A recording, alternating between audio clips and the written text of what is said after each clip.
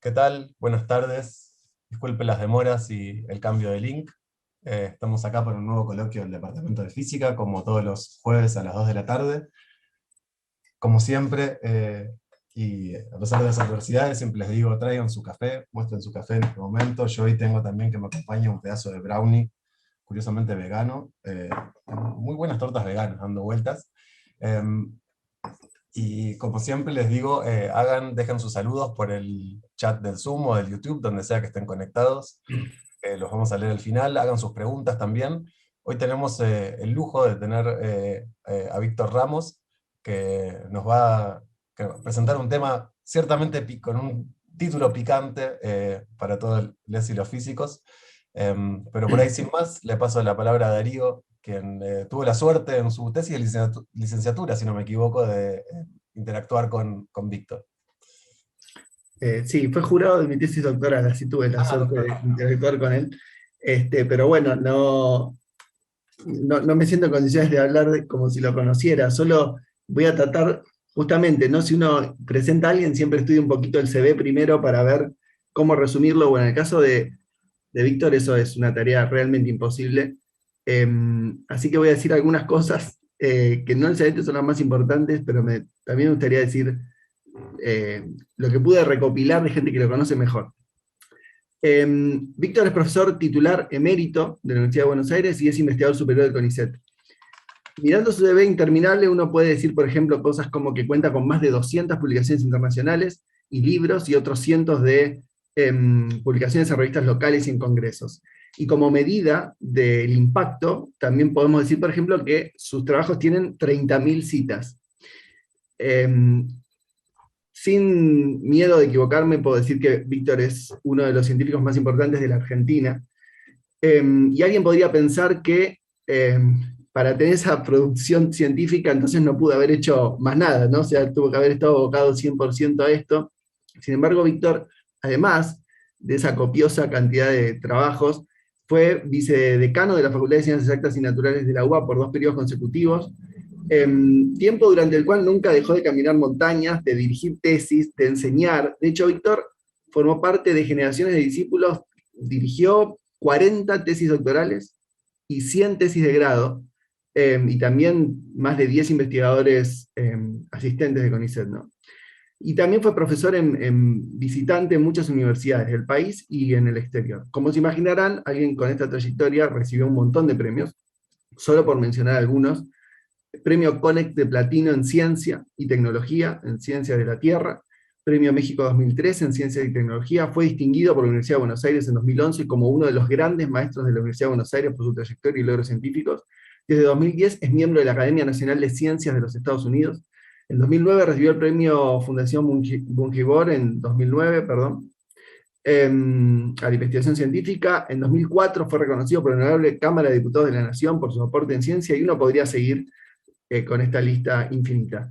Fue y sigue siendo miembro del comité editorial de las más prestigiosas revistas locales e internacionales de geología, pero todo esto no resume bien quién es Víctor. Víctor entró a la universidad a los 15 años, a los 20 se licenció en geología, después hizo un máster en Holanda y a los 25 ya era doctor en geología también de la UBA.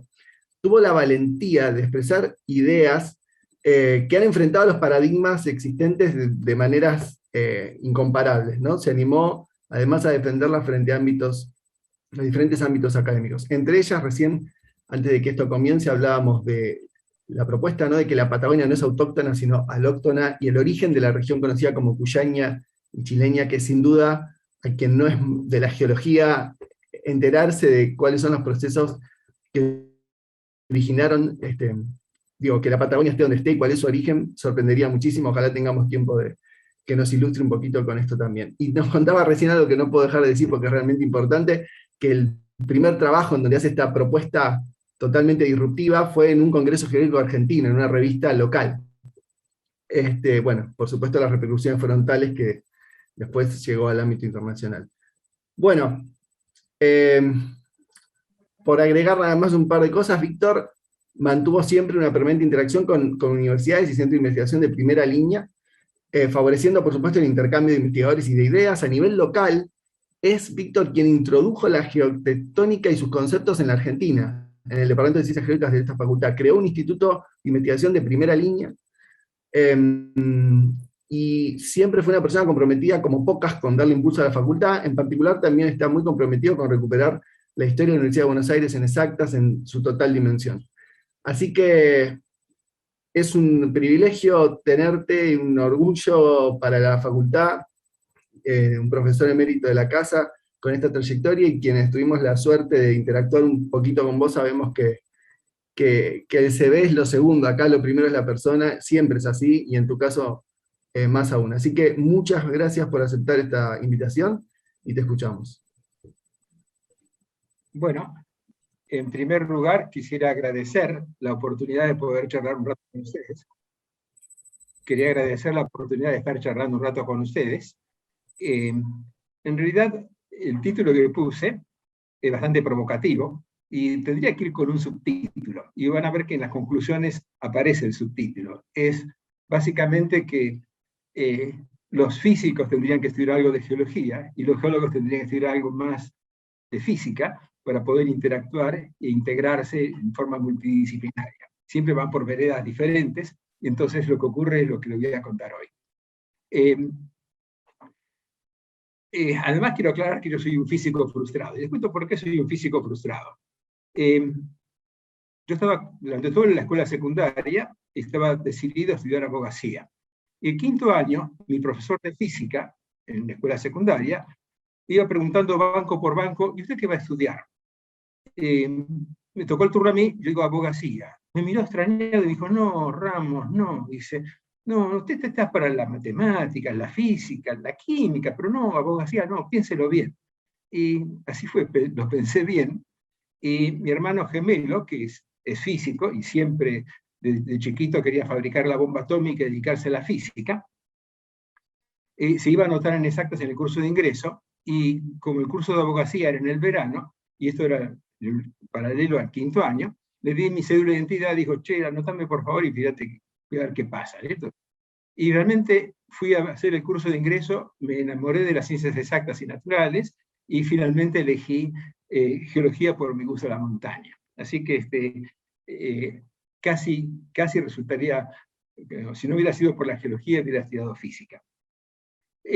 Dicho esto, también tengo que reconocer que cuando cursé Física 2, el profesor Westerkamp, que era el profesor de Física 2, me llamó después de la cruzada y me dijo, no, Víctor, me gustaría que usted colabore con nosotros, y me invitó a ser docente auxiliar en su cátedra, y estuve durante todo un cuatrimestre de ayudante de segunda en la cátedra del doctor Westerkamp, y dejé de serlo porque me habían asignado al grupo de física para biólogos y geólogos, y me estaba ganando demasiado enemigos porque estaba todo el tiempo discutiendo con mis pares. Así que dejé la ayudantía y me dediqué a lo mío, que es básicamente, digamos, la geología. Hoy vamos a hablar sobre una historia de desencuentros y desacuerdos que hubo entre las dos comunidades, y cuando hablo de las dos comunidades, hablo básicamente de los físicos y los geólogos, y algún híbrido en el medio que son los geofísicos, que son los físicos que se dedican a la geología. Estos desacuerdos empezaron básicamente con Charles Darwin y el famoso Lord Kelvin, básicamente discutiendo la edad de la Tierra. El pobre Darwin se murió pensando de que estaba equivocado, no pudo realmente solucionar el problema. A los pocos años surgió otro problema, que era el movimiento que deriva de los continentes, y de vuelta los físicos con los geólogos una gran polémica. Lo que quiero decir es que siempre en estas discusiones ganaban los físicos, y los que tenían razón eran los geólogos. Ocurrió que después de esas grandes discusiones y grandes simposios sobre el movimiento de los continentes, en el hemisferio norte en su totalidad, hablar del movimiento de los continentes era casi cosa de chanta, como se dice ahora. Realmente sepultaron, y realmente lo sepultaron a Wegener en todo su contenido de expresión. Y básicamente la deriva de los continentes vio cosas raras en países periféricos como Argentina y Sudáfrica, que tomaron la posta de Wegener y avanzaron en ese conocimiento. En Argentina, no se sintieron los efectos de toda la revuelta que hubo en el hemisferio norte, Y le voy a contar una historia muy interesante que Harrington en la Columbia University, que realmente me permite ilustrar lo que pasó. Después trato de resarcir a los físicos, porque los físicos finalmente en el año 57 propusieron un año geofísico internacional, y a partir de ese año cambió toda la participación y cambió todas las grandes premisas que produjeron la revolución de la tectónica de placas. Y termino con algo que es un llamado tanto a los físicos como a los geólogos para desarrollar un lenguaje común. Ese lenguaje común enfrenta un gran desafío, que es el sistema Tierra. Ya vamos a ver qué es eso. Bueno, hablando de los cálculos de la edad de la Tierra, esto empieza básicamente con Charles Darwin, como no podía ser de otra forma. Ustedes todos saben que Charles Darwin hizo durante 5 años una visita, un recorrido alrededor del mundo, y lo hizo como naturalista viajero en un barco inglés, el barco que estaba haciendo todo el levantamiento de las costas, tanto de la parte argentina, la parte del Pacífico Occidental y otros sectores. Básicamente de una vuelta alrededor del mundo. Ahora, Darwin había ido a estudiar a Cambridge, básicamente, digamos, quería dedicarse a ser clérigo, y poco a poco fue cambiando sus ideas, y sus mentores realmente lo impulsaron a que fuera como naturalista viajero, y lo único que tenía de geología era el primer tomo del libro de Charles Lyell, que es un libro clásico, se llama Principios de Geología, que fue escrito en el año 1830, hay 3 tomos de eso, y realmente fue el nacimiento, se puede decir, de la geología. Y Darwin, joven con muchas inquietudes, llevaba ese primer tomo para leer a bordo. Pocos tienen conciencia de que Darwin pasó 3 años en la Argentina y cruzó 2 veces la cordillera de los Andes, además de visitar diferentes puntos de la Patagonia. Eso le permitió tener una visión de la geología realmente impresionante para aquella época. Las primeras secciones estructurales de la geología de los Andes las hizo Darwin. Lo que sí, cuando bajó en octubre del 1836, después de 5 años, me faltó decir que el primer tomo se lo llevó de Londres, el segundo tomo lo llegó cuando estaba en Montevideo, y el tercer tomo se lo entregaron en Santiago, o sea que tuvo tiempo para leer los 3 tomos, y realmente con esos 3 tomos se convirtió en un geólogo. Y es impresionante porque se habla de cuando las primeras, cuando él llegó, desembarcó del barco, lo primero que dijo, I, a geologist, y empezaba a explicar las cosas maravillosas que había visto. Fue tal la impresión, y él ya había solicitado antes, que fue inmediatamente incorporado a la Geological Society de Londres, que es la sociedad geológica más antigua del mundo, tiene más de 200 y pico de años. Y durante varios años fue secretario de la sociedad y se hizo muy amigo de Charles Lyell, que era uno de los líderes de aquella época, en aquel momento. Y esa amistad con Lyell trajo un montón de inquietudes. O sea, Lyell fue un tipo que acuñó una frase que es famosa, dice, el presente es la llave del pasado, the present is the key of the past, sino que observando los procesos actuales uno podía entender qué es lo que había en el pasado. Es lo que algunos llaman la ley del uniformitarismo.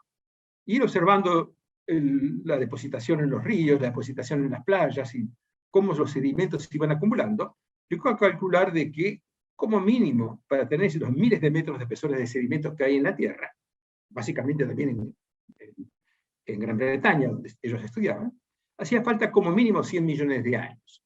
Y Darwin le subió la apuesta, porque Darwin, con toda su visión alrededor del mundo, dijo, no, mire, mínimo 300 millones de años para producir todas las transformaciones de las especies que tenemos a partir de organismos simples. O sea que pensaba que era aún mucho mayor el tiempo que tardaba en producirse todas esas modificaciones en la evolución.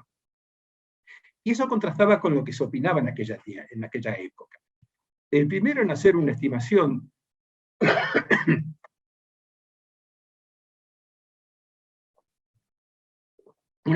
de la edad de la Tierra y del sistema solar en general, fue un físico alemán que se llama Hermann von Helmholtz.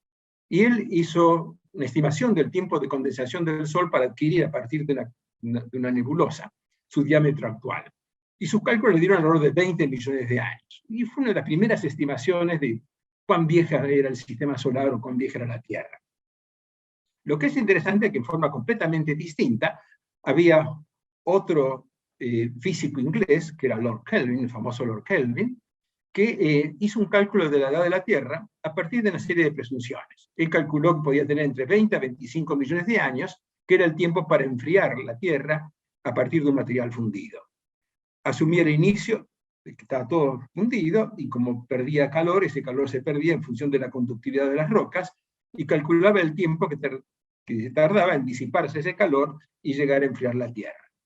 Él hizo un cálculo muy simple, asumió una temperatura de 7.000 grados Fahrenheit, alrededor de 3.800 grados centígrados con material fundido, y a partir de eso, asumiendo la conductividad de la Tierra, la conductividad de las rocas que pertenecen a la Tierra, se calculó el gradiente que era conocido por los pozos de aquella época, que es alrededor de 3 grados centígrados por cada 100 metros de profundidad. Y a partir de ahí se puede calcular la edad que tarda en disiparse ese calor y adquirir las temperaturas actuales. Y esos cálculos llevan entre 20 y 25 millones de años, no más de eso.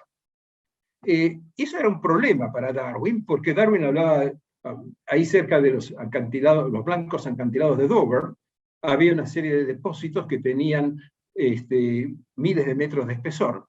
Y él cita en la primera edición del Origen de las Especies, el libro que revolucionó para mí no revolucionó la biología porque no existía antes. Ese libro se puede decir que originó lo que hoy día conocemos como la biología. Darwin establece que se necesitaban por como mínimo 100 millones de años para depositar las rocas del anticlinal de Weald. Weald es una localidad que está ahí al sur de Inglaterra, que forma los blancos acantilados de Dover muy conocidos, y es un anticlinal que sale de Inglaterra y continúa del otro lado del estrecho, en Francia, un anticlinal muy, muy grande, que está lleno de depósitos de rocas sedimentarias marinas. Él había calculado, aplicando, digamos, el espesor que tenían esos sedimentos, alrededor de 100 millones de años para depositar las rocas del anticlinal de Weald y posteriormente ser erosionadas. Y Darwin tenía la ventaja que uno de sus hijos era George Darwin, algún día lo haremos de George Darwin, que tiene unas cosas muy interesantes y fabulosas, era profesor de física en Cambridge. Y le dice al hijo, che, mirá, Lord Kelvin me dice que la Tierra no tiene más de 20 a 25 millones de años. ¿Por qué no chequeas un poco, digamos, los cálculos y decime si tiene razón o no tiene razón? Y George le dice al padre, mira, no hay con qué darle a Lord Kelvin, es muy robusto los cálculos que él hizo, y realmente la Tierra no puede tener más de 20 a 25 millones de años. Tan fuerte fue lo que le dijo el hijo, que en la segunda edición del Origen de las Especies, retira esos párrafos dedicados a hablar de 100 millones de años para el anticlinal de Weald. Y se muere apesadumbrado diciendo, pucha, no lograba entender lo que él siempre había postulado, que necesitaba centenares de millones de años la evolución de la Tierra. Y se muere sin poder entender ese tipo de antigüedad. ¿Dónde estaba el problema? Que en aquel tiempo todavía no se conocía la radioactividad y el aporte que tiene la radioactividad al flujo calórico de la Tierra. Para aquellos que no están familiarizados con eso, hay que decirles que en la corteza terrestre hay muchos elementos radioactivos. Esos elementos radioactivos, a partir de la energía que irradian, producen un calentamiento, mantienen caliente gran parte de la corteza. Y eso hace que se demore el enfriamiento original que calculaba Lord Kelvin. La radioactividad vino mucho después de estas discusiones. Sabemos que Marie y Pierre Curie, junto con el director Becquerel, reciben el premio Nobel en 1903 por haber descubierto los elementos radiactivos. En realidad, el que descubrió los elementos radiactivos, la radioactividad, fue Becquerel a partir del uranio, lo hizo en 1896, y eso fue muy importante porque abrió el camino para hacer dataciones precisas en las rocas a través de una serie de premisas. Becquerel, que fue el que dirigió la tesis de Marie Curie, digamos, se puede decir que fueron los que abrieron el camino que podamos por fin calcular, usando la radioactividad, la edad de las rocas. El mérito es de otro físico inglés, que se llama Rutherford, y descubrió la técnica para poder fechar las rocas en función de la vida media de los elementos. Eso fue utilizado por un geólogo, Arthur Holmes, que desarrolló todo un método de rotación radiométrica que permitió obtener datos en forma precisa. Y en 1913 Holmes fechó algunas rocas de Ceilán que daban edades de 1.600 millones de años. Eso realmente fue el fin de la discusión, porque se veía que la Tierra tenía miles de millones de años. Hoy sabemos que tiene 4.500 millones de años. Un poco de epílogo de esta historia. El pobre Darwin se fue a la tumba sin saber eso, y con las más modernas técnicas actuales, se han datado las rocas del anticlinal de Wild, que se desarrollan a ambos lados del Golfo de Vizcaya, y tienen unos 4.000 metros de espesor. Él había asumido una antigüedad superior a los 100 millones de años. Las nuevas dataciones de esas rocas, por los métodos más modernos, indican entre 125 y 30 millones de años. Entonces, el primer partido que les quería contar termina con 100 millones para Darwin contra 20-25 para Lord Kelvin, que sorprende aún hoy día la capacidad de análisis que tuvo Darwin, por sin ningún tipo de dataciones, no estuvo tan mal, erró nada más que por 25 millones de años a la edad que tenían esas rocas. Un error solamente de 25 contra 100 millones de años de error que tuvo Lord Kelvin. Pero no fue el único problema que tuvimos con los físicos. Hubo durante muchos años un paradigma que era que los continentes se conectaban a través de puentes continentales que se desarrollaban y se hundían. Este paradigma nació medio entre la mitología griega, cuando hablaba de la Atlántida, ese continente hundido cuando uno atravesaba las columnas de Hércules, y con un poco más de cientificismo, trataron de explicar de esa forma por qué los dinosaurios, por ejemplo, que aparecían en América del Sur eran similares a los que aparecían en África, y que muchas floras, faunas, fósiles de diferentes partes del mundo tenían una gran similitud. Y eso lo trataron de explicar por la existencia de puentes continentales. Aquí ustedes pueden ver un puente continental, que va desde América del Sur a África, otro que va de América del Sur a la Antártida, otro que va de la Antártida a Asia, y así a través de esos puentes se producía teóricamente, de acuerdo a lo que se decía en aquella época, la migración de los dinosaurios, la flora que utilizaba esos puentes para ir avanzando y migrando de un continente a otro. Esto ocurría básicamente al principio de los años 1890, 1905, 1910. Era, digamos, el gran consenso que había entre todos los que trataban de explicar esas cosas en común que había en la Tierra. Pero era un tipo fuera de serie. Era un meteorólogo, era Alfred Wegener, que a partir de 1910 y publicado en 1912, tuvo algunas ideas locas. Digo ideas locas porque no tenían nada que ver con lo que los demás decían. Y lo que es interesante, que esas ideas locas tenían principios muy simples, pero iban contra todo el mainstream. A mí me encanta esta foto de Wegener porque muestra un tipo raro, no es un tipo. Después vamos a compararlo con los otros científicos de la época y vamos a ver que no calzaban en el molde típico. Era el yerno de Köppen. Köppen fue el padre de la climatología moderna, y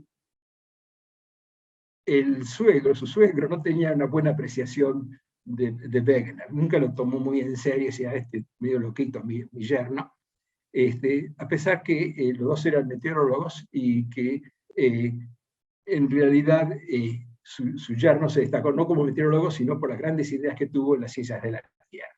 Y el principio era muy, muy sencillo. Él decía que no podían existir los Land Bridge por un mero... No podían existir los Land Bridge nada más que por un mero concepto físico. Decía, no puede haber puentes continentales sobre los océanos porque las rocas oceánicas son mucho más densas y los puentes continentales de rocas más livianas no se podían hundir. Entonces dice, los puentes no pueden existir y si queremos comunicar las faunas es más fácil mover los continentes.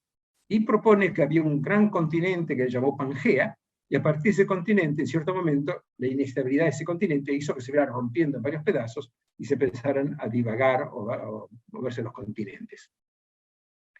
El principio estaba basado básicamente en que un continente tiene una densidad de 2,8, la corteza oceánica tenía densidad de 2,95, y el manto que estaba por debajo tenía densidad 3,3. Y él decía, los puentes continentales no se pueden hundir porque no hay forma, por la isostasia, que algo menos denso se hunda en algo más denso. O sea, era un principio absolutamente sencillo. Y a partir de ahí empezó a ver cómo podía hacer para mover los continentes, y después de varios años de análisis, saca su primer tomo, o su primera edición, perdón, de su teoría de los continentes. fue escrito en alemán, se llamaba El origen de continentes y océanos. En su primera edición, la edición inicial, se concentra en correlacionar las cosas que él más conocía, estaban más cerca de su mano, que eran las características geológicas de América del Norte comparadas con Europa. Y hace nada más que una breve mención acerca del paralelismo entre las costas de América del Sur y África, pero no se mete realmente con la geología de América del Sur y de África. Y diría yo, con unas correlaciones medio forzadas, trata de rasgos que aparecían en América del Norte, correlacionarlos con Europa. Y a partir de ahí propone su teoría de la deriva de los continentes. Hay que decir que esa primera edición de su libro no causó gran impacto. Si miramos el índice de impacto en la actualidad, casi cero, porque no le dieron mucha bolilla a las cosas que decía en ese libro. El mainstream estaba en otra, seguía hablando de los puentes continentales, estaban tranquilos y felices con eso, no había ningún problema. Y ahora viene una cosa interesante que como argentinos tenemos que conocer. Estamos hablando de 1907. En 1907, un joven estudiante recién recibido de doctor en Alemania es recomendado por un gran profesor alemán, Gustav Steinmann, al gobierno argentino, que estaba buscando un geólogo para crear el Servicio Geológico de Argentina. Y dice, mira, hay un muchacho muy bueno, acaba de hacer un excelente doctorado, lo recomienda, y cae a la Argentina y llega en 1906, y ese año se crea el Servicio Geológico Argentino. Y él fue durante 20 años jefe de ese servicio geológico, donde trabajó hasta su jubilación en 1922. Simultáneamente fue profesor casi durante 20 años de geología en la Facultad de Ciencias Exactas y Naturales de Buenos Aires. Y él, como buen joven, era un entusiasta del continental drift o de la deriva de los continentes, y contagió con ese entusiasmo a muchos de sus alumnos, como Horacio Harrington, uno de los mejores geólogos argentinos, y muchos otros. Veamos qué pasó con Keidel. Edward Suess, que era el padre de la tectónica moderna, o sea, el gran pope de la geología en Europa, había nacido en Londres, pero era de familia austríaca, se radicó en Austria y vivió toda su vida en Austria, fue profesor durante muchos años en la Universidad de Viena, y fue el padre de muchas cosas que en geología son casi vacas sagradas. Una de ellas fue el que creó el nombre Gondwanaland, para unir a África, América del Sur, India, Antártida y Australia. Creó el mar de Tetis. Básicamente la geología casi moderna que vemos hoy día se debe en gran parte a Edward Suess. Él era muy curioso, siempre le llamó la atención por qué los Andes, que venían norte-sur, de golpe tenían una irrigación que se metía por el sur de la provincia de Buenos Aires, que nosotros conocemos como Sierra de la Ventana. Hay que aclarar que si bien él creó el Gondwanaland, era un Gondwanaland, o sea, un Gondwana creado por continentes separados, unidos a través de puentes continentales. Él fue uno de los padres de la teoría de los puentes continentales. Pero bueno, estamos en 1906 y le escribe a su amigo Gustav Steinmann y le pregunta, ¿qué pasa con esa irrigación que tiene la provincia de Buenos Aires? ¿Es parte de los Andes o no es parte de los Andes? Y como Steinmann no tenía la menor idea si era parte de los Andes o no era parte de los Andes, Steinmann era un tipo muy capo, fue el que creó la Sociedad Geológica Alemana, creó una de las revistas más antiguas de geología, que es el Geologische Rundschau, trabajó durante muchos años en los Andes del Perú y Bolivia, estuvo también en Argentina y en Chile. No tenía respuesta a esa pregunta porque conocía los Andes, pero nunca había estado en la Sierra de la Ventana. Y le dice a Suess, mire, he mandado un joven, Hans Keidel, a la Argentina, ¿por qué no le escribe a él que quizás le pueda contestar la pregunta? Keidel recibió la carta de Suess, como recién había llegado no tenía la menor idea de qué era la Sierra de la Ventana, y preguntó a un par de geólogos, un suizo y un alemán más viejos que estaban en Buenos Aires, qué era la Sierra de la Ventana. Y a base de las preguntas y las descripciones que le hicieron ellos, contesta la carta a Suess. Entre las cosas que le contesta es una excelente descripción, en base a lo que le dijeron los otros geólogos de la Sierra de la Ventana, dice por qué son tan diferentes de los Andes, que no tienen nada que ver, y básicamente lo que dice que son sierras antiguas que pertenecían a ese gran continente del Gondwana, que se cerraban en su margen. Esa carta, de alguien que no conocía la zona, que basó en opiniones de tercero, le impresionó tanto a Eduardo Suess, que tal cual la recibió, con sus figuras y todo lo que había dibujado en esa carta, la manda a publicar. Y lo publica en una de las grandes instituciones que había en ese momento, que era la Academia Científica Real de Austria, donde aparece la primera publicación de Kay de la Argentina, y aparece la primera insinuación de que el sistema de la ventana era un parte de un continente de Gondwana que se extendía en África del Sur. Quedó tan impresionado que le mandó esta foto Suez y le dice al señor Keidel con afectuosas felicitaciones por sus logros y éxitos, firmado de Eduardo Suez. Eso siempre lo mantuvo Keidel como con gran estima.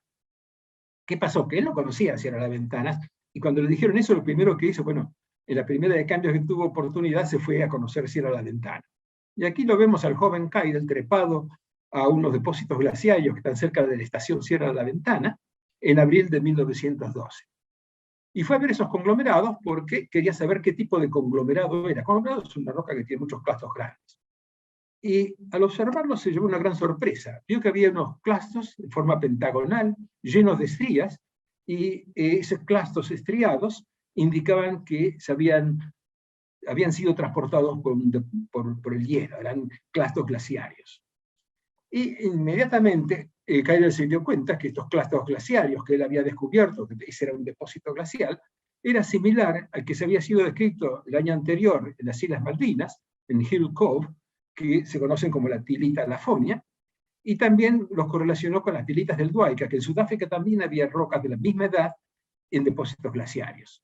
Y eso se le prendió la lamparita y dijo, bueno, esto es muy importante, e inmediatamente en el congreso que se realizaba en Toronto en 1913, fue mandado como delegado argentino a ese congreso por el Servicio Geológico, y como gran cosa presentó el hallazgo de esa tilita de Sauce Grande. Tilita es un depósito glaciario, depósito producto de los glaciarios, y que le permitía decir que por primera vez había en el sistema de la Ventana, o sea, el sistema de Ventana, en las sierras de la Ventana, algo que se podía correlacionar 1 a 1 con el sistema del Cabo en Sudáfrica. Y saca un enjudioso trabajo sobre las edad, distribución y relaciones mutuas de diferentes estructuras tectónicas en las montañas argentinas. Es un trabajo medular, es un trabajo que lo hace poco tiempo de estar en Argentina, y es interesante, que causó mucha impresión en ese congreso. Aquí vemos a los participantes del congreso, y causó mucha impresión, ¿por qué? Porque el hallazgo que él había hecho permitía demostrar la conexión que había entre las Islas Malvinas, Sudáfrica y Sierra de la Ventana. Y eso, digamos, en aquellos tiempos los congresos tenían, además de la publicación en el congreso, tenían al final del trabajo las discusiones que suscitaban cada uno de esos trabajos. Y en las discusiones se ve que es evidente que hubo mucha discusión entre lo que él había presentado, y Steinman, que tenía su apoyo directo ahí con Keidel, dice que extraordinario, ha identificado un tercer puente continental montañoso en el Atlántico que une los depósitos glaciarios del Pérmico de África con los de Argentina, que tienen el mismo grado de formación y están alterados por plegamiento. Eso lo publicó ya en las actas del Congreso, que fue motivo de las discusiones que tenía. Pero parece que Steinman quedó mucho más impresionado todavía porque a los pocos años, cuando publica, pocos años, no, al año siguiente, cuando publica los resultados del Congreso, dice que ha tenido un alto impacto la evidencia encontrada por Keidel de una conexión entre las montañas del Cabo y las montañas del este de Argentina. Y eso fue una tremenda novedad, se dedica párrafos enteros al gran hallazgo de ese nuevo puente que había encontrado Keidel. Ahora, Keidel hablaba de la correlación y hablaba de que eran parte del Gondwana, pero él nunca habló de puentes. Keidel no estaba de acuerdo con los puentes. Y a raíz de eso, poco tiempo después, saca otro trabajo donde habla de la geología de la Sierra de la Ventana en forma mucho más completa, y en esa geología de la Sierra de la Ventana habla de sus relaciones con el sistema del Cabo, y en esa publicación ya está embanderado con la existencia de los Gondwanes, una cadena montañosa que arrancaba en Argentina, pasaba por toda África, continuaba por la Antártida y llegaba hasta Australia. Entonces, A partir de ahí, esa publicación que él sacó, publicó en Argentina y en alemán, la primera lo publicó en Argentina como un trabajo oficial del Servicio Geológico, llegó a manos de Wegener. Y se juntaron el hambre con las ganas de comer, porque Wegener había hecho una correlación muy floja de lo que pasaba entre África y América del Sur. Y lo que vio, o lo que escribió Keidel, le vino extraordinariamente bien. Y sabemos, porque hay toda una serie de cartas entre Keidel y Wegener y Keidel, donde se retroalimentaron las ideas, y así aparece, 5 años después de la primera edición, la segunda edición. A mí siempre me impresionó el capítulo Geología de esa segunda edición, porque lo primero que dice el capítulo dice, de acuerdo a las investigaciones del doctor Keidel, y bueno, el argumento principal que tiene Wegener para proponer la deriva de los continentes era lo que le había escrito ese oscuro profesor de la Universidad de Buenos Aires, perdida en el extremo sur del continente, quien le daba los argumentos como para sustentar su teoría.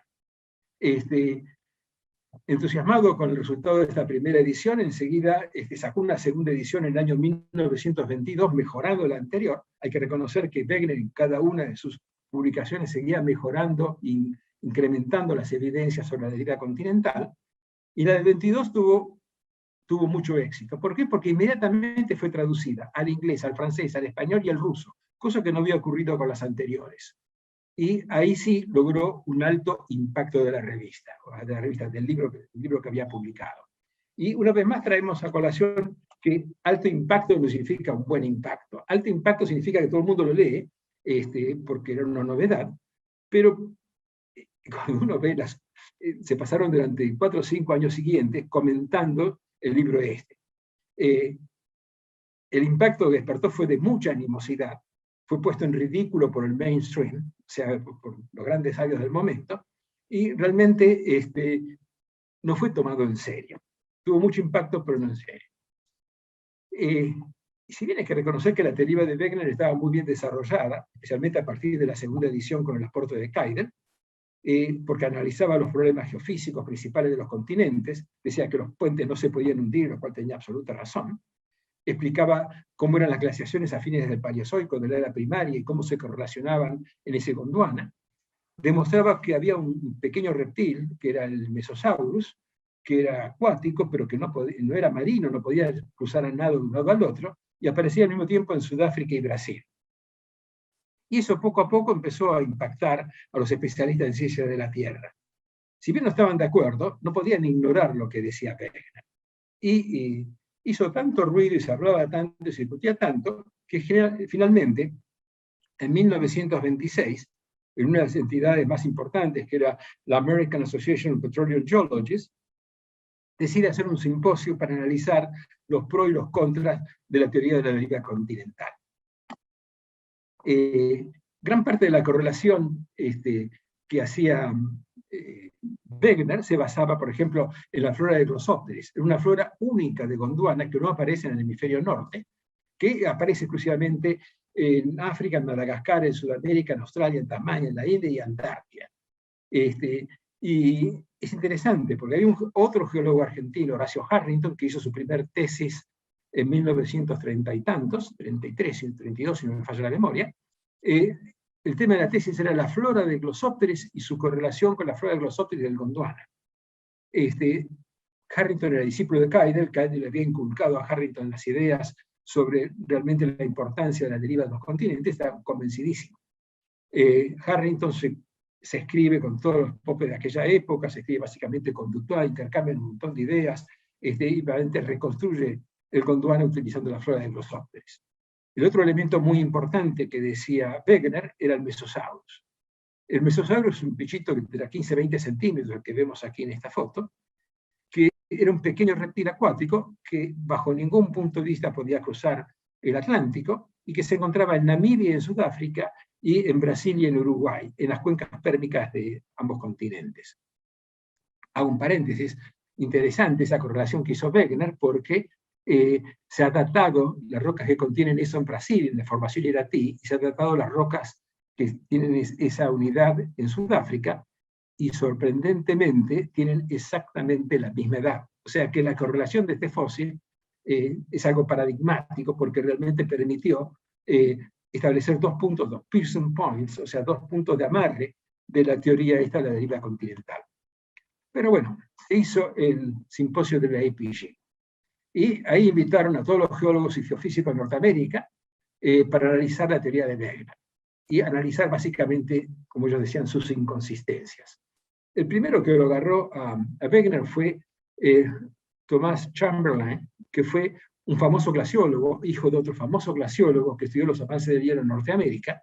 Él era un científico, profesor de la Universidad de Chicago, había dedicado toda su vida a estudiar los glaciares, tenía las ideas acerca de cómo se movían los glaciares, cómo se formaban en el frente de avance, cómo era la mecánica en movimientos glaciarios.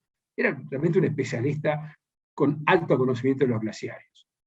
Ahora, imagínense ustedes un especialista de primer nivel que escucha a un meteorólogo tratando de explicar lo que Keidel decía, que leyó de segunda mano, que eran los glaciares de aquella época. Bueno, realmente su forma de expresarse no era la más precisa, no conocía a fondo los glaciares, confiaba que Keidel le había dicho que eran glaciarios, confiaba que los otros geólogos también habían dicho que eran después glaciarios, pero no pudo defender sus ideas. Lo que hizo Chamberlain, destruyó, dice, mire, en primer lugar, pongo mis tremendas dudas de que lo que usted habla sean realmente depósitos glaciarios. Así que acabó con una de las hipótesis que tenía él. Después lo agarró Schucher. Schucher merece un párrafo aparte. O sea, yo estudié con el libro de Schucher, Los principios de estratigrafía. Fue un papel que dominó casi la mitad del siglo XX. Era el más grande referente de la paleogeografía y la estratigrafía de Norteamérica. Era profesor de la Universidad de Yale, era padre de los modernos conceptos de correlación geológica. Estuvo de acuerdo en las similitudes de las floras y las faunas que hablaba Wegener, pero eso tranquilamente se explicaba por los Lambridge. Lo que él puso el grito en el cielo era cómo hacía las correlaciones. Imagínense una persona que es meticulosa, que va, para hacer una correlación hay que ver como 10, 15 criterios diferentes para ver si realmente calcula. Y el otro que viene Wegener y dice, no, esta correlación eran dos mundos completamente diferentes. Y Schucher fue tan contundente que abogó por la presencia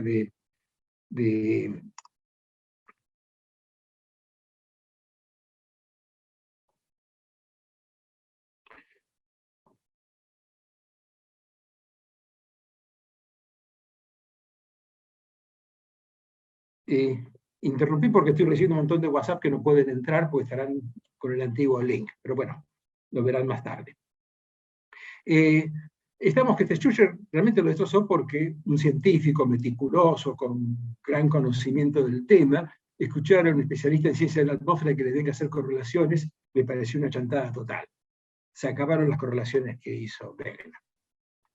Poco tiempo después del simposio, Schucher sacó su obra máxima que se llama Textbook of Historical Geological Paleogeography of North America and the Earth y sus ritmos, donde realmente termina de completar con puentes por todos lados para cada uno de los periodos toda la evolución de la Tierra. Realmente se lo publicó en 1927, un año después, y básicamente para destrozar y terminar de matarlo al pobre Wegener. No le faltó nada al pobre. Después vino Bailey Willis, que fue un famoso geólogo estructural del Servicio Geológico de Estados Unidos, y hizo una serie de críticas con respecto a la estructura, diciendo cómo quiere que las críticas eran básicamente físicas, porque decía cómo quiere que esas balsas de continentes puedan andar desplazando sobre algo tan duro y resistente como es el CIMA, como son los fondos oceánicos, y también, desde el punto de vista estructural o tectónico, destrozó esas ideas que tenía Wegener. Pero ni siquiera los paleontólogos lo ayudaron. Aquí tenemos a Edward Berry, uno de los más grandes paleobotánicos del momento, también criticó duramente las determinaciones que mencionaba Wegener, y cuestionó principalmente su respetabilidad como científico. Dice, es muy fácil lo que hace Wegener. Tiene una idea inicial, hace una búsqueda selectiva de evidencias que la corroboren, ignora la mayoría de los hechos que se oponen y están en contra de la teoría, y termina autointoxicado en que su idea es un hecho objetivo. O sea, ni siquiera discutió la geología ni las correlaciones que él hacía. Dijo que el método científico que aplicaba no era un método científico, que era una barbaridad. Pero hay que reconocer que el golpe de Furka, el golpe final que le dieron, es lo que hizo Jeffreys. Jeffreys, el físico que hablaba yo, que hizo importantes aportes a la geofísica. Él había sacado un famoso libro ese mismo año, que se llamaba La Tierra, su origen, historia y constitución física, donde en ese tratado, con lujo de detalles, demostraba que físicamente era imposible mover los continentes a través de la discontinuidad de Morovici, como lo ponía Wegener. Este libro, tan concienzudo, tan serio, escrito por un físico respetable, profesor de la Universidad de Cambridge, realmente dejó sin palabras o sin argumentos, digamos, a Wegener, y realmente convenció, yo diría, a casi todos los científicos de las ciencias de la Tierra, del hemisferio norte, de que los continentes no se podían mover. Y acá un pequeño paréntesis. Lo que él demostró es que no se podía mover a través de la discontinuidad de Morovici. Eso es absolutamente imposible. Hoy día también lo decimos nosotros. No se puede mover por la discontinuidad de Morovici. Y había un problema, y ahora enseguida vamos a ver cuál era el problema. Lo que sí es cierto que después de ese simposio y su publicación, le pusieron una lápida a la teoría de la deriva continental, y a partir de ese momento, en los próximos 30 años, mataron la deriva continental. Y digo, ¿por qué la mataron? Porque los que hablaban de que los continentes se pueden mover era gente poco seria, gente que no conocía la suficiente física para decir esas barbaridades. O sea que realmente quedó completamente desfigurado la teoría de deriva continental. Sin embargo, Wegener insistía, publicó su cuarta y última edición en 1929. En esta edición tiene el input de las cosas que había encontrado Dutoit, un geólogo sudafricano que refuerza la teoría de la deriva de los continentes, y esta cuarta edición, la que se tradujo más todavía al inglés nuevamente, y fue la más popular que está en lengua inglesa. Sin embargo, no tuvo impacto, no convenció a nadie la idea que realmente los continentes se movían. Wegener era uno de los grandes obcecados con esa teoría, no se dio por vencido, y hizo su tercera campaña a Groenlandia. ¿Por qué iba a Groenlandia? Ya había hecho dos anteriormente, porque él interpretaba que el desplazamiento de Groenlandia, desde Báltica, o sea, desde Europa a Norteamérica, se había iniciado en el terciario, y sería, de acuerdo a lo que se había recorrido, tenía un movimiento de varios centímetros por año. Y él pensaba que a través de los años, a través de 10, 15 años, él podía llegar a determinar esa velocidad de movimiento y medirla comparando la posición en Europa con respecto a la posición de Groenlandia, una posición relativa. Y lo hacía a través de los sistemas radiales que había en aquella época, no existía el GPS ni ninguna de esas cosas. Así que, convencido que ya había hecho las primeras mediciones en su segundo viaje, inició el tercer viaje a Groenlandia, para poder repetir estas mediciones y ver realmente, demostrar que los continentes se movían. Acá hago un paréntesis. Hubo un error en la apreciación de Wegener porque pensaba que Groenlandia se había separado a partir del terciario, hace unos 15, 20 millones de años. En realidad se había separado Groenlandia, ahora lo sabemos nosotros, hace 150 millones de años, o sea que el error era 10 veces más pequeño el movimiento, y 10 veces más pequeño no lo hubiera podido mover, no lo hubiera podido medir. Entonces, infelizmente se murió de un ataque al corazón mientras cargaba víveres de un campamento al otro. Era muy duro el trabajo que hacían en Groenlandia. Falleció a los 50 años y su cuerpo quedó enterrado allí, actualmente varias decenas de metros, cubierto por el hielo. Y yo diría por Wegener, bueno, menos mal que se murió porque se hubiera frustrado mucho si hubiera visto que los continentes no se movían a la velocidad que él pensaba. Aquí vemos cómo preparó su expedición a Groenlandia. En aquel tiempo llevaba unos ponis, unos caballos pequeños para empujar los trineos en el hielo. Aquí lo vemos también embarcado, ya en el barco rumbo a Groenlandia. Y aquí con su gran amigo, un esquimal que lo acompañó en todas sus expediciones. Y aquí ya en el iglú que habían establecido en 1930 en el corazón, en el medio de Groenlandia. Aquí ven el iglú, o sea, que era la estación central donde salían las operaciones. Y esta es la última foto que se sacó Wegener con el esquimal, que están los dos dentro del iglú, o sea, dentro de esa masa de hielo, previos a la salida que iban a hacer al día siguiente. Al día siguiente tuvo ese ataque cardíaco mientras transportaba los víveres, se murió y ahí quedó la tumba de un recuerdo de su existencia en medio del hielo. Entonces, hoy sabemos que más vale que se haya muerto porque se hubiera frustrado muchísimo, dado que era incapaz de medir con los métodos de aquel tiempo el movimiento de Groenlandia. Y aquí quiero traer una historia que me parece muy interesante.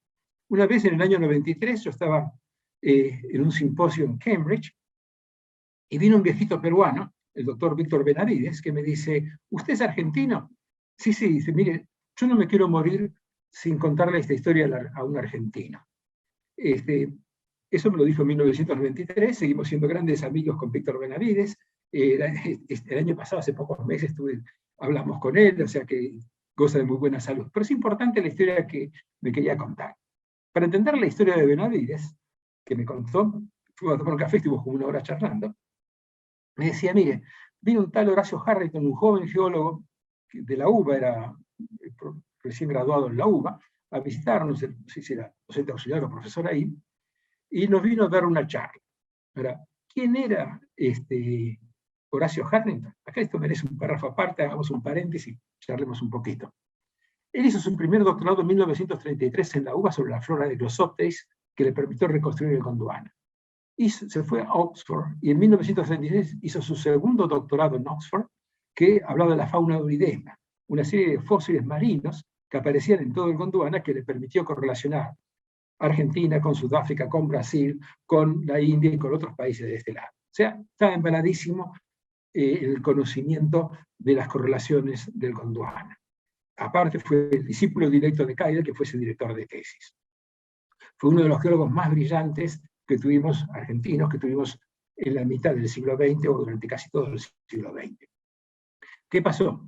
Sabía mucho, fue invitado por el profesor de la Universidad de Columbia a compartir una investigación que estaba realizando sobre unos fósiles en la Columbia University en Nueva York. Fue allá, el profesor que lo invitó se llamaba Marshall Kay, era uno de los grandes popes también de la tectónica y de la geología, referente indiscutido de la geología norteamericana, y el tema que iba a hablar Horacio Harrington era la correlación del sistema de Bretaña con el Cape Bell de Sudáfrica. Dio su charla, los estudiantes entusiasmadísimos con los resultados de su charla, fueron a tomar unas cervezas con el profesor, gran camaradería, y el lunes siguiente, Marshall Kay le dice, chicos, por educación, no lo quise contradecir a ese jovencito que vino de Argentina, absolutamente claro. Todo lo que dijo está mal, porque los continentes no se mueven. Interesante, porque eso nos muestra que en la mejor universidad de Estados Unidos, que era una de las mejores, si no la mejor, la Columbia University, en la década del 50, todavía estaban tan golpeados con el simposio del AAPG sobre la teoría continental, que era absurdo pensar que los continentes se movían. Eso realmente es impresionante, porque en Argentina, Keitel siguió enseñando y enseñó a Harrington y a otros discípulos más, a varias generaciones, que los continentes se movían y cómo se había formado el Gondwana. Mientras que en el hemisferio norte, eso era una chantada total. Pero los físicos se resarcieron. ¿Por qué? Porque en el año 57, viendo la serie de problemas que se despertaban desde el punto de vista del comprendimiento de la evolución de la Tierra, hicieron un año geofísico internacional. En realidad, el año geofísico duró 2 años, porque empezó en enero del 57 y terminó en diciembre de 1958. Este era un programa bianual patrocinado por la International Council of Scientific Unions, conocido como la ICSU, a propuesta de la Unión Internacional de Ciencias Geológicas y la Unión Internacional de Geodesia y Geofísica, y con el patrocinio de la UNESCO. Ese año geofísico internacional fue impresionante, porque por primera vez trabajaron en los mismos barcos, había mucha gente embarcada, geólogos, geofísicos y físicos para resolver problemas compartidos. Hicieron las primeras mediciones exactas del fondo oceánico, pudieron medir el desplazamiento de los continentes, se envió al espacio numerosos satélites, levantaron la batimetría de los fondos oceánicos y a través de los estudios paleomagnéticos pudieron correlacionar los eventos oceánicos y continentales y poder, a través del paleomagnetismo, verificar el desplazamiento de los continentes. Básicamente, en esos 2 años se establecieron las bases para el desarrollo de la tectónica de placas. Y ahora, para entender un poco lo que estamos discutiendo, un poquito de geología. El problema que existía era que Wegener quería mover las cosas a través de la discontinuidad de Morovici. Como ustedes pueden ver en esta imagen, debajo de los continentes, las raíces continentales de la corteza continental pueden tener 60, 70 kilómetros. En Las Pampas o en Buenos Aires, donde estamos nosotros, tienen unos 30, 33 kilómetros. Y si vamos a la parte oceánica, tiene 6, 7, 8 kilómetros. Ahora, ¿cómo hacemos para desplazar un continente con esas raíces? La fuerza que hay que hacer para desplazar y mover en la discontinuidad de Morovici, que es la que divide el manto de la corteza continental, es imposible. O sea que en eso tenía toda la razón del mundo Jeffreys, que decía que, señores, no hay fuerza alguna en la Tierra que pueda vencer la fricción necesaria para mover en un estado sólido ese continente a través de otro sólido aún más resistente. Lo que decía Jeffreys, si quisiéramos hacer eso, si existiera la fuerza para hacer eso, romperíamos todo el continente y no lograríamos mover, por la fricción que hay entre una cosa y la otra. Tuvimos que esperar unos cuantos años, básicamente en el año 68, Isaacs y Oliver, un geólogo y un físico norteamericanos, proponen lo que es la deriva de los continentes, o sea, en sentido moderno. Ellos dicen que se había encontrado una zona de baja velocidad.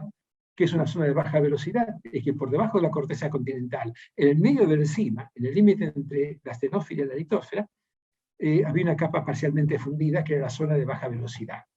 Y esa capa parcialmente fundida, que se ubicaba entre 100 y 70 kilómetros, permitía bajar casi drásticamente la fricción entre la placa que estaba por encima y lo que estaba por debajo, y permitía el desplazamiento de los continentes.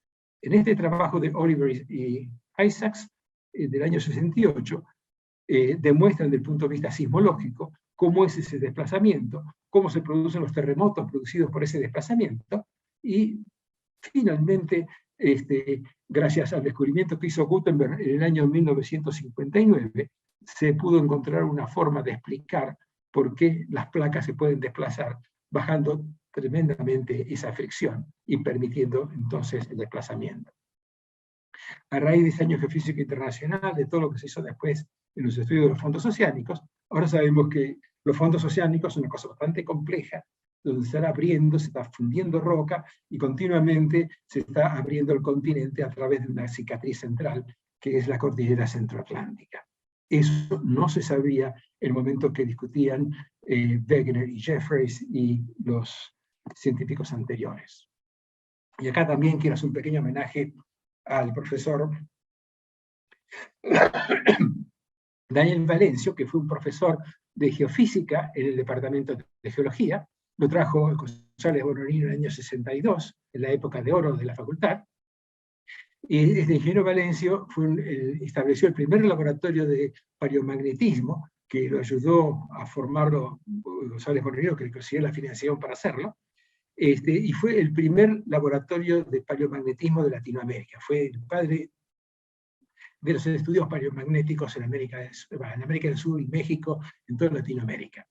En esos años participó activamente en una serie de mediciones, tanto en Sudáfrica, aquí lo vemos en la foto, en Sudáfrica con Ken Creel, otro padre del paleomagnetismo inglés, y entre los dos hicieron un primer trabajo que por primera vez pudieron establecer la curva de divagación polar en forma independiente de América del Sur y de Argentina, y de esa forma compararlas y ver que habían viajado juntos todo el tiempo, y a partir de un cierto momento se empieza a resquebrajar, se empiezan a separar y empiezan a desplazarse. Eso causó mucho impacto en un simposio que hubo en el año 1970 en Buenos Aires, que fue el simposio final del Upper Mantle Project, y en ese simposio se discutió el movimiento de las placas, la deriva de los continentes, y realmente ya ahí no hubo dudas de que las placas se movían y que existía la tectónica de placas, gracias a las mediciones que hicieron estos físicos y que permitieron realmente llegar al conocimiento actual. Entonces, y aquí llega el epílogo de mi charla, y ese epílogo tiene relación con la Conferencia Mundial sobre Ciencia, que se realizó en Budapest en el año 1999, organizada por el ICSU, y una de las consecuencias que tuvo esa conferencia, las conclusiones, fue que hubo consenso en que los países pobres, si no hacían ciencia, nunca lograrían desarrollarse. Antes estaba el preconcepto que solamente los países desarrollados podían gastar plata e invertir en hacer ciencia. A partir de la conferencia de Budapest hubo conciencia de que los países pobres, si querían desarrollarse, tenían que hacer ciencia. Y en el 2005, fue una conferencia muy interesante en la cual participé, se plantearon los 3 grandes desafíos para el siglo XXI.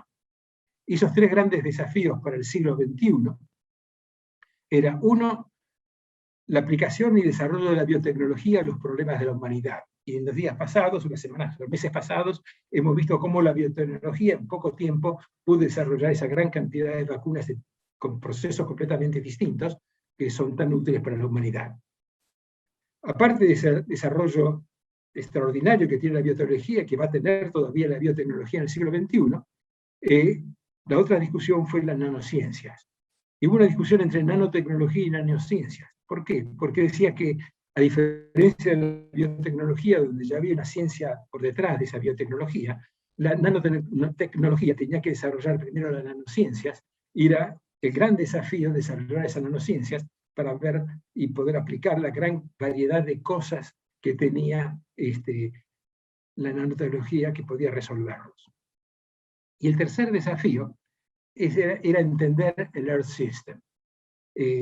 Era un momento de grandes terremotos, de grandes cambios climáticos y un montón de cosas que la conferencia de esa, mundial sobre la ciencia dijo que una de las prioridades era entender los procesos que controlan el sistema Tierra, la disipación de su calor interno, el movimiento de las placas, sus terremotos, la interacción con la atmósfera y los cambios climáticos. Y lamento decir que la conclusión final era que es algo demasiado importante para dejarlo en manos exclusivamente de los geólogos. Con esto quiero hacer un llamado a la necesidad de trabajar juntos, de integrar el conocimiento, porque ni los unos ni los otros tienen la única verdad. La verdad hay que desarrollarla, o las teorías hay que desarrollarla con la participación de ambos extremos. Muchas gracias, eso es básicamente lo que quería contarles. Muchas gracias a vos, Víctor. La verdad que muy, muy interesante estos 2 grandes ejemplos con todas las anécdotas que venían con ellos. Pensaba justo dentro de ellos, y antes de empezar a leer preguntas y saludos que vinieron por ahí o que haya acá en el Zoom, que justo hoy a la mañana en una cosa que a veces se conectan de maneras especiales, leía un artículo de un colega que estudió en Bariloche y ahora está trabajando, o estuvo trabajando en Cuba, Sebastián Bianchini, y que descubrió una cosa bastante simpática, que es que si cebás mate desde muy cerquita con una pava, cada tanto algún pedacito de yerba puede subir a la pava. Y uno diría, imposible. Y pensaba como, imposible, ¿cómo se puede mover, cómo se puede enfriar así la tierra de lento y demás? Y nada, hay un efecto de tensión superficial, que es lo que uno a primer orden no consideraría. He pensado cómo estaba conectado con, de algún modo, eso, como hasta que no consideras la radiación no puedes considerar que la Tierra se enfríe tan lento, hasta que no consideras estos distintos movimientos de capas. Pero bueno, y hay un efecto que se llama efecto Marangoni, que es como puedes tener fuerzas de cómo generadas por las tensiones superficiales del líquido que efectivamente pueden tirar para arriba pedacitos de yerba hacia dentro de las pavas. Pero volviendo a la geología y a tu pregunta, por ahí empiezo con una pregunta que había en el chat de YouTube de Nicolás Consentino, que dice: siempre un placer escucharte, y pregunta: ¿cuál es la relación actual entre las 2 comunidades científicas, las de la ciencia de la Tierra y de la física, a nivel mundial y en la Argentina? Y en particular también se pregunta cuáles son los lugares en los cuales ves que uno necesitaría una interacción más fuerte entre estas 2 áreas. Bueno, hay muchos desafíos por delante, especialmente cuando hablamos del Earth System, o sea, el sistema Tierra. Los geólogos sabemos lo que pasa en la parte más superficial. A veces el conocimiento de lo que pasa en la parte más profunda no lo tenemos. Entonces, hace falta métodos físicos, indirectos, para ver qué es lo que ocurre en la parte más profunda. La cantidad de físicos y de geólogos que han trabajado en la falla de San Andrés, en Norteamérica, en Estados Unidos, para ver si lograban predecir la presencia de un terremoto, es impresionante. Hay toneladas de publicaciones que se han hecho y seguimos sin comprenderlo. Y seguimos sin comprenderlo porque no hay un proyecto conjunto, integral, donde se planteen, digamos, del inicio ese desafío. Están los geólogos diciendo unas cosas, los geofísicos por otras, y no hay mucha integración. Entonces, problemas que hay, por ejemplo, si lográsemos saber cuándo va a venir un terremoto, sería importantísimo.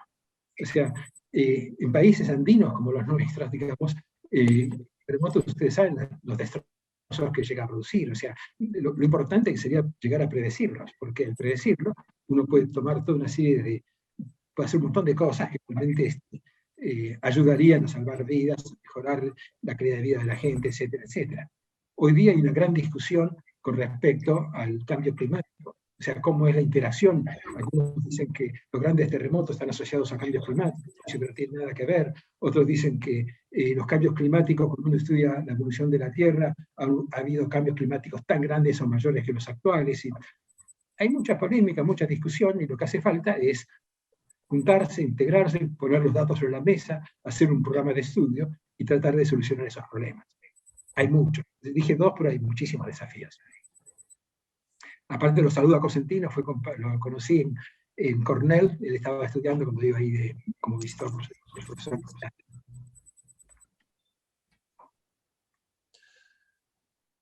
Por ahí, por aquí, por el Zoom, si alguno de los que...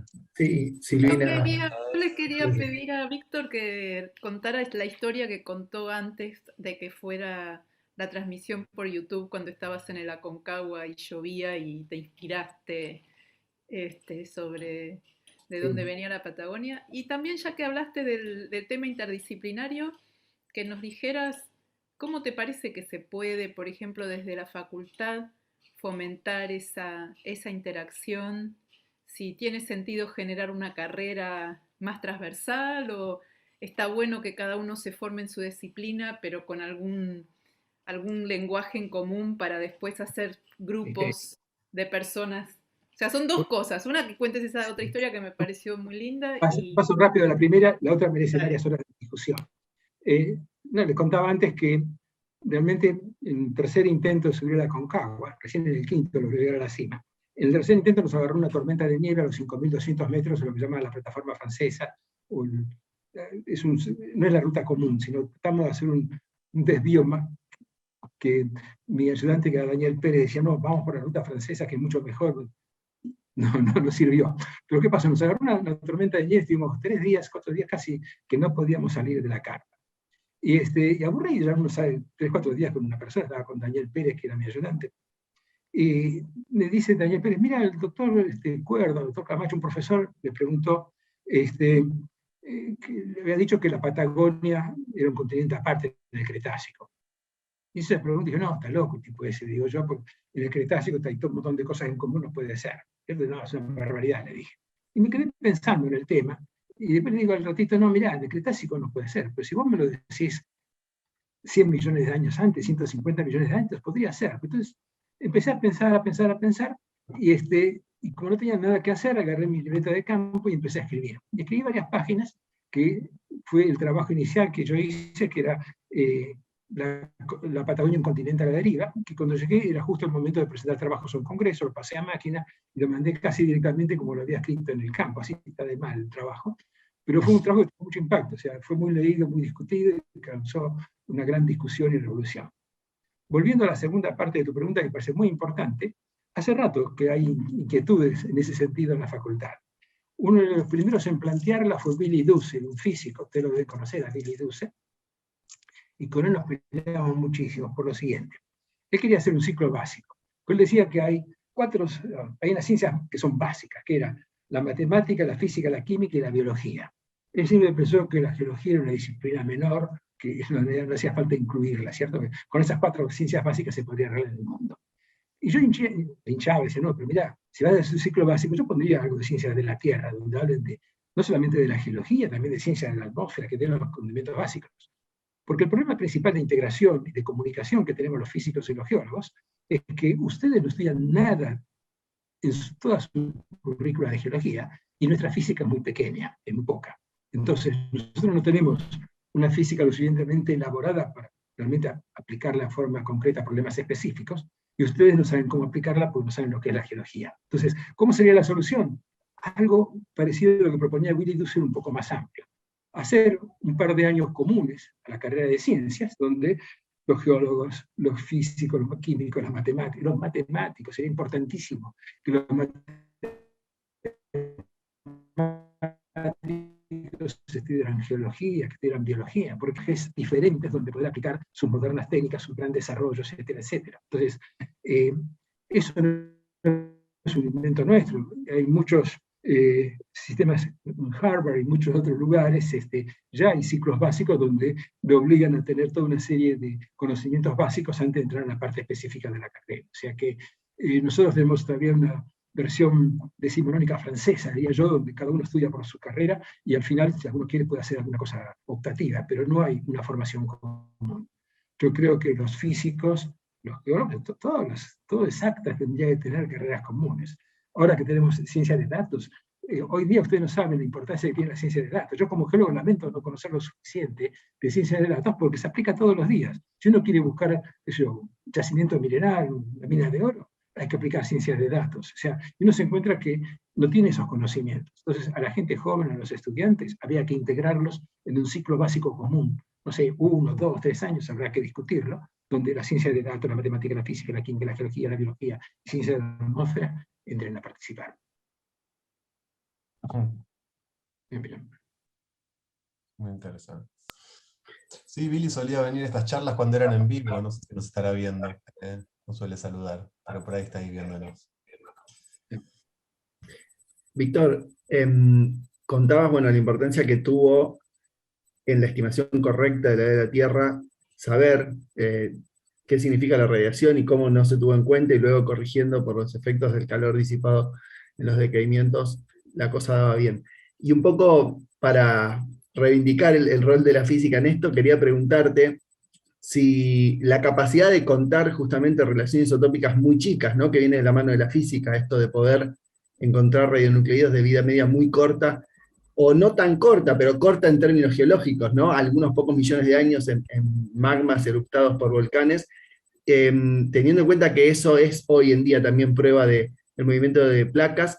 ¿Llegó tarde eso o ayudó a entender la tectónica de placas? Digo, cuando la física aportó como técnica a principios, mediados de los 80, la capacidad de medir relaciones isotópicas tan chicas, ¿eso fue importante, clave, o fue simplemente una reconfirmación de cosas que desde la geología ya se sabían? No, fue una revolución también en su momento, porque ¿qué pasa nuevamente? Rutherford era un tipo que estableció los principios de la Edad Media, etcétera, etcétera, cosas que permitían conocer cuánto tiempo llevaba eso. Pero como Rutherford no tenía la menor idea de lo que era una roca, la menor idea de lo que eran los procesos geológicos, tuvo que venir un geólogo, que era Arthur Holmes, que dijo, caray, lo que dice es importante. Entonces, significa que si yo puedo sacar estos elementos de esta roca, a través de la radioactividad yo puedo calcularla. Entonces, nuevamente, la interacción entre un físico despierto y un geólogo despierto, que entre los dos empiezan a comunicar y utilizar métodos comunes, permite ese desarrollo. Si lo hubiéramos dejado a Rutherford, estaría todavía calculando los 198 elementos de la tabla con la vida media, no sé, pero no se hubiera dado cuenta de que eso podía tener otras aplicaciones. Entonces, la integración es lo que permite aplicarlo. O sea, la integración de ese geólogo con ese conocimiento físico fue el que dijo, no, putas, lo podemos aplicar a las rocas. Y realmente fue tremendo. En el YouTube, perdón, que justo en el YouTube hay una pregunta en relación con esto que dice, dice, hola Víctor, ¿cómo andás? ¿Cuál fue el método de datación utilizado en la datación de Ceilán de los 1.600 millones de años? Dice que le llamó la atención que los isótopos empezaron a aislarse un par de años antes, ¿no? En 1910. De lo que yo sé es de uranio-plomo, explicamos. Okay. Es un sistema de uranio-plomo muy diferente al actual, hay una tecnología mucho más desarrollada, pero fue uranio-plomo. Y no tuve tiempo de hablar de Holmes, es para hablar de horas de él, porque Arthur Holmes no solamente calculó la edad de la Tierra de forma más precisa, sino que sacó una teoría para explicar que Wegener tenía razón. Si los continentes se pueden desplazar, pero se pueden desplazar si fundimos lo que está en el medio, ¿cierto? Entonces, él fue el primero que hipotetizó de que si fundimos a la corteza oceánica, podemos separar los continentes. En aquel tiempo, el mainstream no le dio demasiada bolilla porque decía, ¿cómo vas a fundir la parte del medio? Parecía algo imposible y no fue tenido en cuenta, pero la explicación de Holmes era correcta. Con los años se mostró que tenía razón. Eso ocurre muchas veces en la ciencia, o sea que una persona ve un fenómeno físico, dice, esto ocurre por tal cosa, ¿cierto? Lo que describe el fenómeno físico está perfecto, pero ¿por qué ocurre y dónde falla? Y al fallar, la explicación no aceptan que el fenómeno físico ocurrió de esa forma. Continuamente tenemos ejemplos de ese tipo. O sea que lo mío es una plegaria, mejorar el conocimiento geológico de los físicos y los conocimientos físicos de los geólogos. No sé si hay alguna otra pregunta de los participantes acá en el Zoom. Si no, hay un comentario de Augusto Rapalini, que primero pregunta o remarca que nunca hubo un premio Nobel a las placas tectónicas. Después dice sí, que por ahí lo más cercano que hubo fue lo de Louis Snell, por sus estudios de leyes de remanencia magnética. Sí. No, se merecería algún premio Nobel. Lo que pasa es que los tipos que aportaron mucho en esa dirección no han recibido un premio Nobel porque básicamente eran geólogos y los geólogos no recibieron premios Nobel. Pero sí fueron muy reconocidos por la comunidad. Nosotros tenemos nuestro pequeño premio Nobel, que es la Penrose Medal, que es la que dan a los geólogos que más se han destacado en el avance del conocimiento geológico. Pero no, premios Nobel no hay ninguno. Los premios Nobel son para la física, la química, las matemáticas, y a nosotros no nos tocan. Bueno, sí, a ver, dejo un momento para que entre por ahí alguna otra pregunta, pero mientras te leo saludos de un montón de gente que se conectó. A pesar de los desperfectos técnicos, tuvimos más de 100 personas mirando por el YouTube. Te leo los saludos de algunos: Juan Ignacio Melo, Juliano Basso, Gabriel Pagola, Nicolás Torazo, Daniel Bess, Marcelo DG, no sé qué es el apellido, está acá cortado, Ariel Chernomorets, Roberto Hernández, Diego Viñaki, Alexandra Gottlieb, Hernán Lindenbrock, Carolina Minutolo, Gonzalo Ronda, Lucas Machián, Clary Rey, Luis Remes, Silvia Barslaski,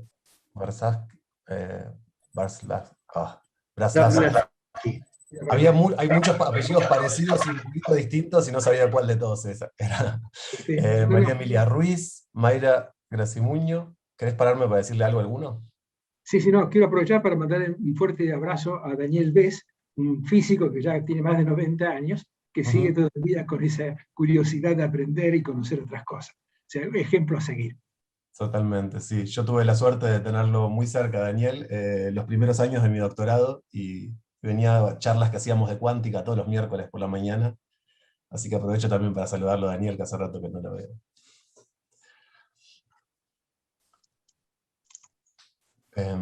Y ahí alguien que tenía otro usuario, que es Boris Plosiewicz, dice que no le entraba el nombre ni los caracteres, entonces lo pone en comentarios, así que te saluda.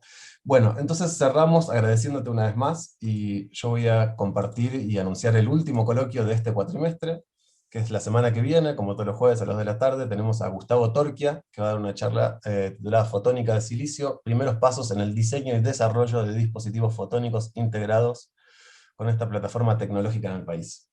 Gustavo es del Centro de Investigaciones Ópticas del CONICET, de La Plata, y de la Universidad de Quilmes. Así que nos vemos el jueves que viene, y una vez más, muchísimas gracias, Víctor.